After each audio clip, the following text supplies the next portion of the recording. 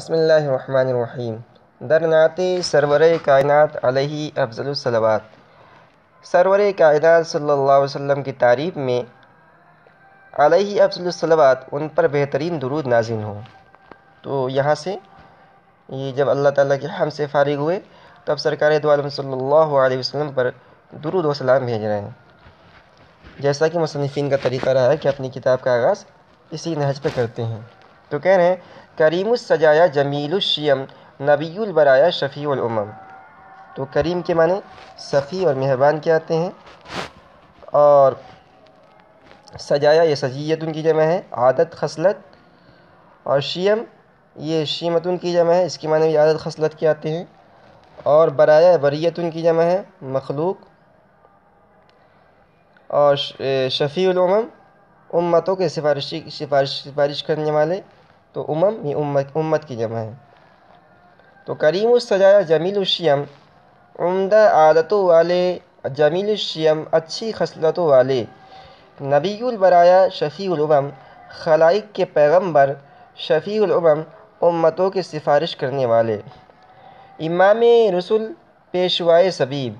تو امام کے معنی پیشوا، امام رسول کی جمع ہے، اور پیشوا کے معنی جس کے پیچھے چلا جائے، جس کی پیروی جو آگے چلے اور لوگ اس کے پیچھے چلے۔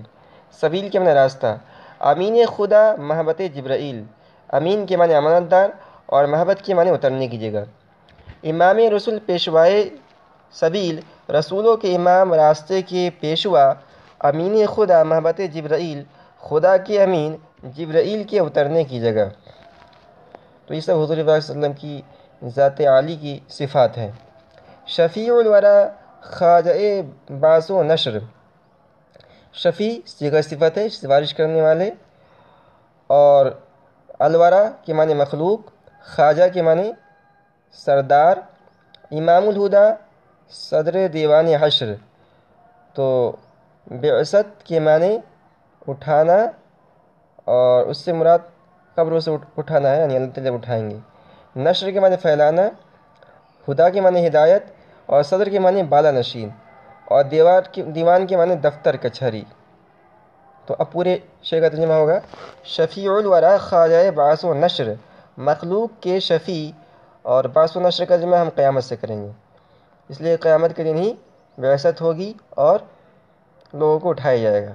شفیع الورا خواجہ بعث و نشر، مخلوق کے شفیع، خواجہ بعث و نشر قیامت کے سردار، قیامت کے دن کے سردار۔ امام الہدا صدر دیوان حشر، ہدایت کے امام، قیامت کے کچہری۔ صدر دیوان حشر، حشر کا ترجمہ قیامت سے کر رہے ہیں، تو قیامت کے کچہری کے صدر ہیں۔ کلیمے کے چرخے فلک طور است، ہمہ نورہا پرتو نور است۔ تو کلیم کے معنی گفتگو کرنے والا، کلام کرنے والا، اور یہ حضرت موسیٰ علیہ السلام کا لقب ہے، کلیم اللہ، اسی سے نکرا کلیمے۔ اور چرخ کے معنی آتے ہیں آسمان کے، اور فلک کے معنی بھی آسمان کے آتے ہیں۔ تو چرخ کے اصل معنی آتے ہیں گھومنے والا، اور فلک کے معنی آسمان، لیکن دونوں ایک دوسرے کی جگہ استعمال ہوتا ہے، کبھی چرخ آسمان کے معنی میں استعمال ہوتا ہے۔ اور طور یہ مشہور پہاڑ ہے جس پر حضرت موسیٰ علیہ السلام نے اپنے رب سے گفتگو کی تھی۔ ہمہ نورہا، نور کی جمع نورہا، اور تو پرتو، تو پرتو کسے کہتے ہیں؟ عکس کو کہتے ہیں۔ جیسے سورج کی روشنی ہے، تو جب چاند پر پڑتی ہے تو چاند روشن ہو جاتا ہے، تو چاند یہ سورج کا پرتو ہے، اور نور کے معنی روشنی۔ تو کلیمے کے چرخے فلک طور است، ایسے کلام کرنے والے کہ چرخے فلک طور است ان کا طور ہے، ہمہ نورہا پرتو نور است، تمام نور انہی کے نور کے سایہ ہیں۔ تو اس میں اشارہ ہے، ایک حدیث میں آیا ہے، اور علماء نے اس کی اگرچہ تضعیف کی ہے، لیکن حدیث کے الفاظ یہ ہیں اول ما خلق اللہ نوری، اللہ نے سب سے پہلے میرے نور کو پیدا کیا۔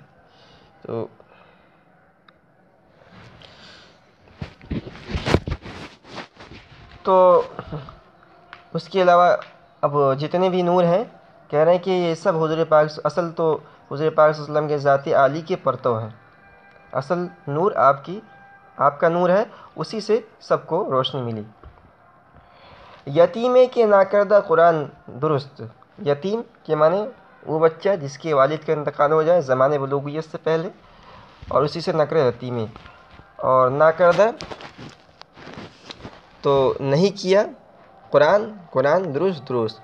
کتب خانہ چند ملت، اور یہ ہے بشست، شستن سے دھونا.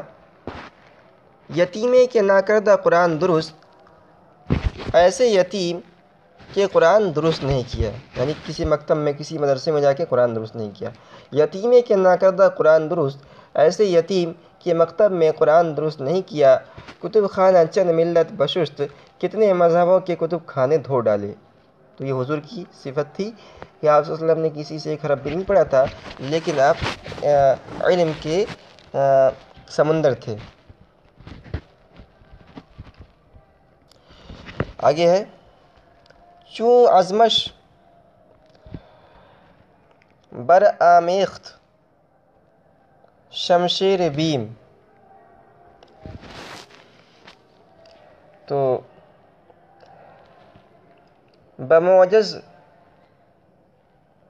بموجز میان قمر زد دو نیم. چوں جب، اور عزم کے معنی ارادہ، اور شین ضمیر ہے.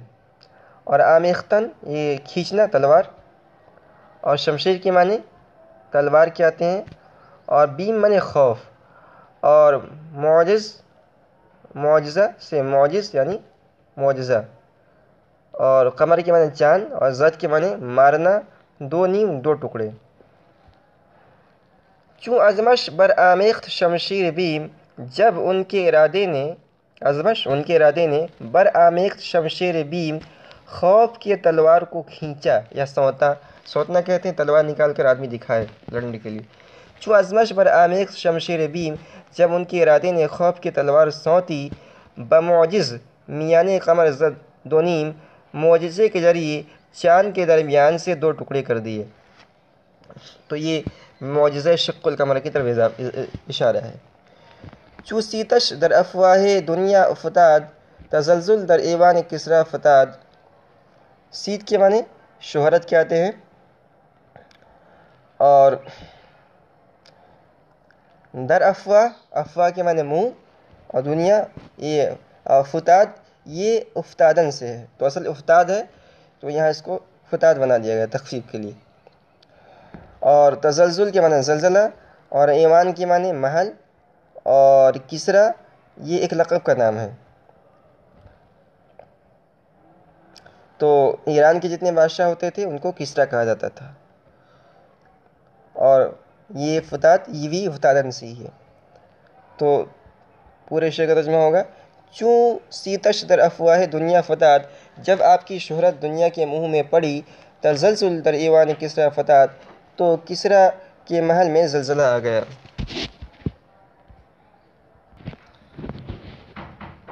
بلا قامت لات بشکست خرد، باعزاز دین آب عزا ببرد. تو بلا، اس میں بلا لا کے ذریعے، تو کلمہ لا مراد ہے. لا الہ الا اللہ محمد رسول اللہ کے اندر جو کلمہ لا ہے وہ مراد ہے. اور قامت کی معنی قد. لات ایک بت کا نام ہے، قبیلہ ثقیف کے لوگ اس کی پوجا کرتے تھے. اور شکستن سے شکست ہے چور چور کر دینا. اور خرد کے معنی چھوٹا. اور عزا یہ یہ عزا یہ بت کا نام ہے، اور یہ بھی قریش مکہ کا معبود تھا. ایک قبیلہ تھا بنو غیطان، یہ بت کی پوجا کرتا تھا. اور برد کے معنی مٹانا، تو بردن سے ہے یہ. بلا قامت لات بشکست خرد، لا کے ذریعے یعنی لا الہ الا اللہ میں جو لا اس کے ذریعے سے. بلا قامت لات بشکست خرد، لا کے ذریعے لات کا بت. قامت لات کا بت. قامت لات بت کا قد بشکست خرد چورا چورا کر دیا. باعزاز دین آب عزا ببرد، دین کی عزت کے ذریعے عزا بود کی آبرو. اعزاز دین دین کی عزت کے لیے آب عزا بت کی آبرو ببرت ختم کر دی۔ نہ از لات و عزا برآورد گرد، نہ لات اور عزا تو نہ از لات و عزا برآورد گرد کہہ رہے ہیں نہ صرف لات اور عزا کی دھواں اڑ گئی، تو گرد کے معنی دھواں کے آتے ہیں، گرد و غبار کے آتے ہیں۔ نہ از لات و عزا برآورد گرد، نہ صرف لات اور عزا کی دھول اڑ گئی کہ توریت و انجیل منسوخ کر، بلکہ توریت اور انجیل کو بھی منسوخ کر دیا۔ یعنی حضور پاک صلی اللہ علیہ وسلم دنیا میں تشریف لائے تو جس طرح انہوں نے لات و عزا اور دیگر بتوں کو نیست و نابود کیا، اسی طرح آپ کی بعثت سے توریت و انجیل اور دیگر آسمانی کتابیں منسوخ ہو گئی۔ شب بر نشست از فلک بر گذشت، شب کی معنی رات، اسی سے نکرا ہے شب ایک رات، بر نشست سوار ہو کر، گزشت گزر گئے، اور آگے ہے بتمکین و جاہ از ملک در گزشت، تو تمکین کے معنی عزت، جاہ کے معنی مرتبہ، اور اچھا ملک، بتمکین و جاہ از ملک در گزشت، ملک کے معنی ملک کے معنی فرشتہ، اور ملک کے معنی بادشاہ، اور ملک کے معنی ملک، تو اس کو ہم کیا پڑھیں گے؟ ملک پڑھیں گے۔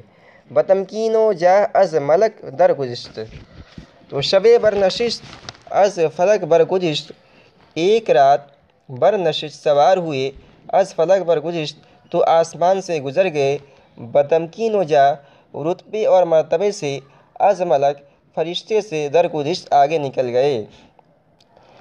چنا گرم درتی ہے قربت بران، کہ در صدر جبریل ازو باز ماند، تو چنا ایسا، گرم من تیز، تیہ من میدان، قربت من نزدیکی، بران من دوڑایا، اور صدرہ بیری کا ایک درخت ہے ساتویں آسمان، اور تو ایک درخت ہے جو ساتویں آسمان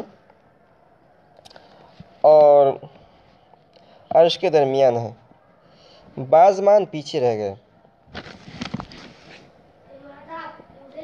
چنا کرم درتی ہے قربت بران، قرب الہی کے میدان میں ایسا تیز دوڑایا کہ در صدرہ جبریل ازو بازمان، کہ سدرۃ المنتہا پر جبریل آپ سے پیچھے رہ گئے، کہ در صدرہ کہ سدرۃ المنتہا پر جبریل اسلام ازو بازمان آپ سے پیچھے رہ گئے۔